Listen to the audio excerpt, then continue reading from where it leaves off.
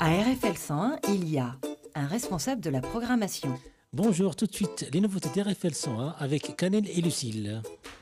Deux jeunes filles en service civique. Et quelques vieux de la vieille.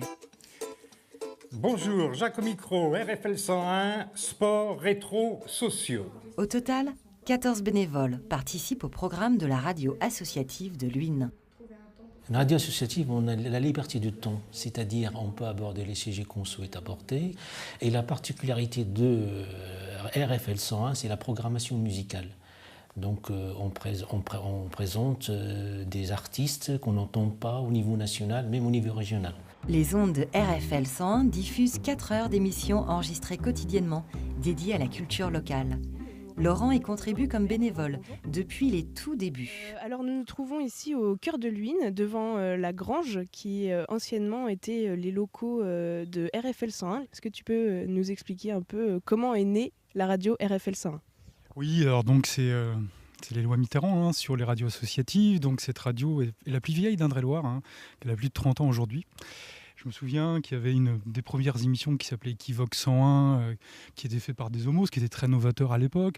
Nous, on faisait venir des groupes qui jouaient directement dans le studio, donc il y a eu des moments dantesques dans ce studio. Il s'est passé beaucoup de choses. Et vous avez commencé à quel âge la radio ? Moi, je faisais un BTS Force de Vente. C'est avec deux amis, on voulait absolument faire de la radio. On avait fait une émission de chansons à texte qui s'appelait Chant Libre. Et ce qui était sympa à l'époque, c'est que il n'y avait pas toutes ces... c'est-à-dire qu'on pouvait fumer dans le studio, on amenait à boire, enfin il y avait vraiment, c'était super convivial quoi. Et je me souviens que les émissions, des fois on commençait à 20h et on finissait à 4-5h du matin quand même. L'émulation collective et l'énergie subversive de Radio Cactus, le premier nom de RFL 101, existent toujours malgré les évolutions des techniques et des normes qui laissent un peu moins de place au débordement. On vient par passion. Lorsqu'on fait les choses par passion, on fait les choses avec notre cœur et après la magie fonctionne. Aujourd'hui, nous allons vous parler du premier buteur de l'histoire du Paris Saint-Germain. Et oui, vous ne le savez pas, mais ce buteur, il est tourangeau.